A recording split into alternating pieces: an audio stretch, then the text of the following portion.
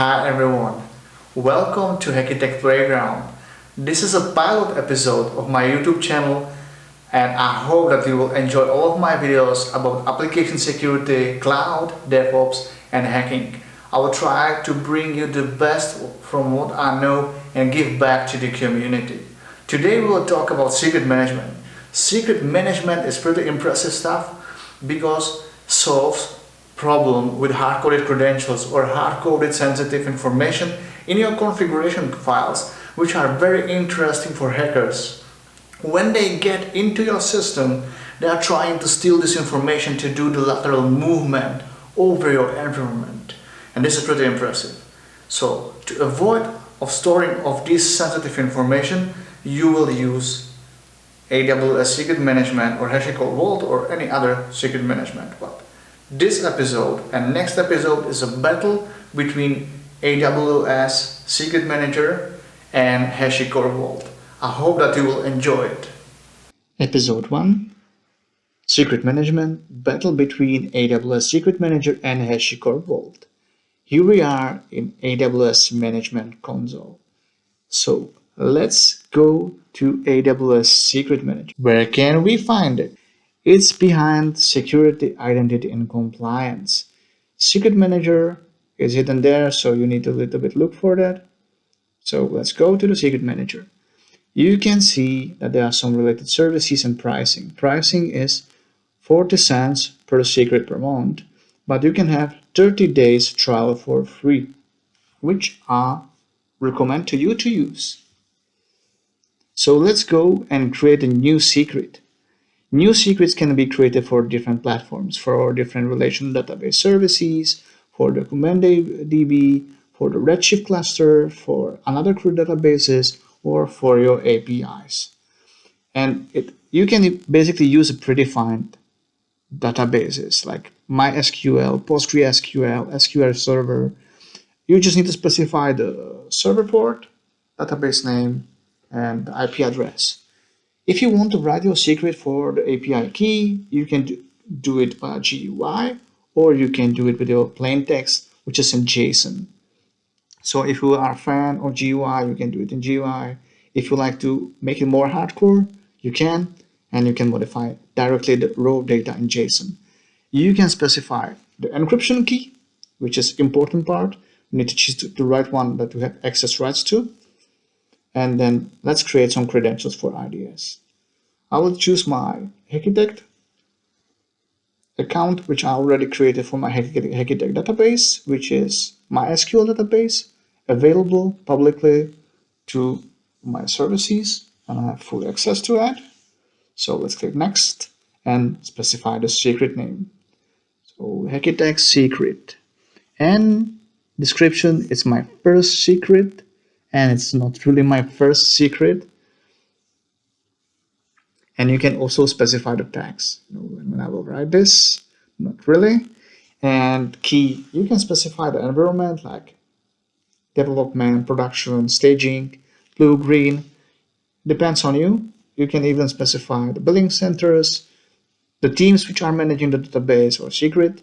So it's perfect for you. And you can also specify lots of detail in the next steps, like automatic rotation from 30 to 365 days, which is pretty amazing.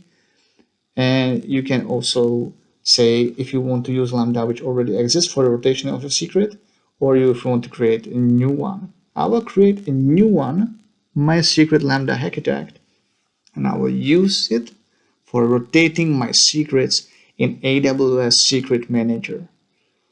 It basically launched Lambda with CloudFormation template, which we will show each other in this demo. And you see, I forget the 30 days. Important part is the review. Let's check the review if you didn't forget anything, and if you need to use the secret in one of these languages, Java, JavaScript, Python, you can just copy paste the code. I will show you more details about the Boto tree and usage of Boto tree library, and I'm sure that you will like it. Now we are waiting for secret being spun out and being ready to use. You see Hackitect secret is still being configured, and it is here. So you can add new tags. You see here, we can basically specify new tags. You can change the database to database prot, and the tag will be updated. The change is immediate. So you can basically use it as you want your secret. You can retrieve the secret, you can rotate it immediately, so you can have force, or you can just disable that completely. And you have single and multi-user rotation enabled for the databases. You see, the changes are pretty simple. Managing AWS Secret Manager is very, very user-friendly, and you don't need to be technically skilled to manage your secrets for your databases. Let's go to the CloudFormation. CloudFormation is a common language for AWS resources modeling and provisioning all of these resources, usually written in JSON or YAML. Let's go to the CloudFormation and check the stack which was created for our Lambda, which is serverless.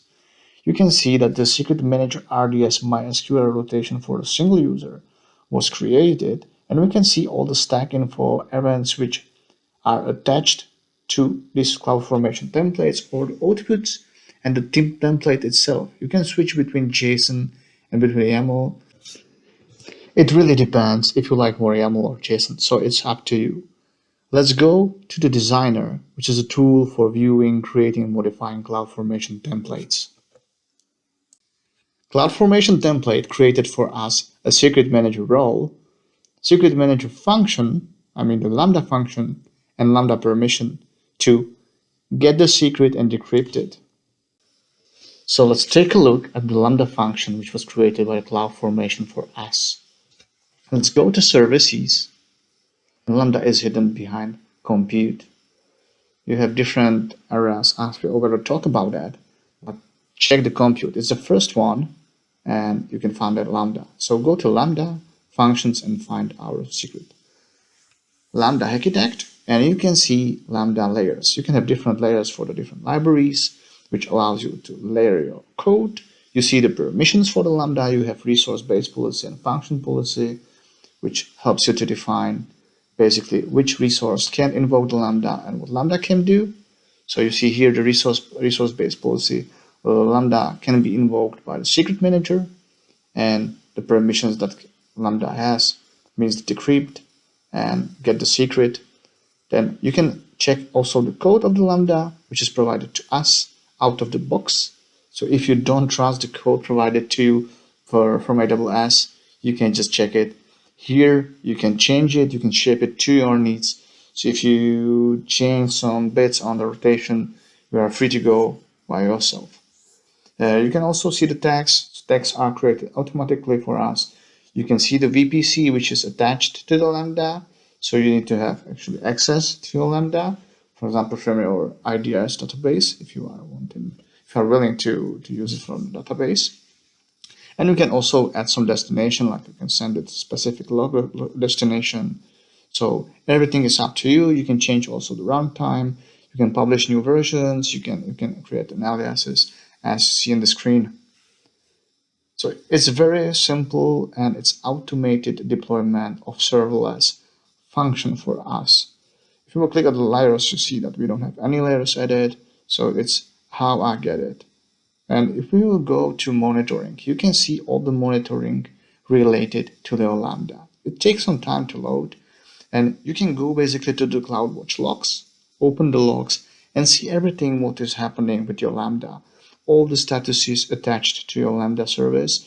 And if you fail, because I already failed with my Lambda before, you will see it, and you will see what is happening in every step of Lambda run. You see how much time the task takes to execute, so you can see how much you will basically pay, what will be your cost, and you can see also the group logs. So you see that in your log groups, there is a specific log group for our Lambda, and that's pretty all that you need to know for our Lambda rotation, which we created during our process of creating the secrets. You can delete the secret with the scheduling mechanism. You can schedule the deletion from 7 to 35 days. then you just need to wait. After a secret is scheduled for deletion, it shouldn't be available for you anymore. So if you will go to the list of the secrets, you will not see your secret anymore. Don't be surprised. It's just because it's scheduled for deletion, it shouldn't be accessible for you. I created for us and for our session today new API key, Hackitect API key, which we will use with the connectivity with Python, Boto 3 library, especially in Python 3. And we will play with that a little bit with Visual Studio Code. We will have lots of fun with coding. It's just a small piece of the code, but I still hope that everyone will enjoy it. For getting the secret code and basically the basic code for getting your secret and getting the value of the secret, you need to copy paste the code for Python 3 as you see here. You can use another languages, but I'm more fan of the Python 3, so let's go with the Python. We will get a bit hands dirty, so install Visual Studio Code with the Python linter and run code, and let's go for it. Here we are in Visual Studio Code. As I said already, Code Runner and Python linter are available. I really love this plugin. I recommend them to you. I will copy paste the code which I get from AWS. The secret name is already predefined for us, even the region, so we don't need to do many changes in the variables in the code. You see that the method that we get is a get secret. It is not everything which will allow us to get the value of the secret. To get the value of the secret, we will need to write our own code. See, there is nothing that we can do match with this method, so let's give it some improvements. Now let's define a new variable, my secret, and we will need to assign to this variable the value of get my secret value from Boto 3 library from clients. Client get secret value is the method which we will use. This method has 3 parameters. You can use the secret ID, you can use the version, you can use the stage. So it depends on you. For simplifying, I will use just the secret ID. So the secret ID equals secret name, which we already get in the code, and I will print it. So print, I like to write a method, so print my secret. Now we will call the method getSecret, braces, so getSecret. And when you get the output of this method, you will be not satisfied with the output because it's really hardly readable. So let's do small alignments.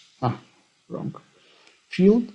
So let's do some small alignments for our purposes to make it more readable. We will use 2 libraries, it's JSON and JSON Pickle, to smooth and polish the output that we get from AWS. As you see here, the output is not like the readable, so we need to do something with that.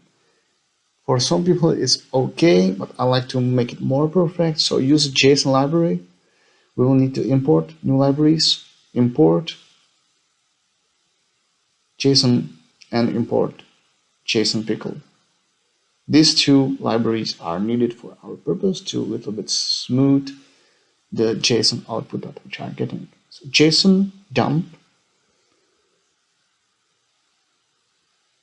I hope that you are getting what I'm writing. JSON loads. It's a small workaround that we need to do here to make it really great because there's some problem with the date time. It's not easily seriable. So JSON loads, JSON Pickle, encode, my secret, and then we need to add some more stuff. Braces, and indent will be 1 with sort true because we want to sort the keys. We will use sort keys, sort true, and past and writing, and complete the print. Now run the code and you should get the smooth output and easy to read. As you see, we get the headers, we get keep lives, we get the content type, we get the secret in the plain text, decrypted, we see the version, and we see the version stages, which is AWS current. So we get the current version of the secret in our terminal, and you can do it with your software also. And that's all for today. Thank you for watching the video. I hope that you enjoyed the content. Just to sum up what we see today, it's all about AWS Secrets Manager, which is cloud provider. That means that it's managed by AWS. You get CloudFormation script, which create a rotation lambda for you, and it provides lots of interesting features. In context of Hashicorp Vault, which is fully managed by you, it's slightly bit different. So if you enjoy my video, please hit the subscribe or like it. It motivates me to create more videos for you, and I'm looking forward for you. Bye bye.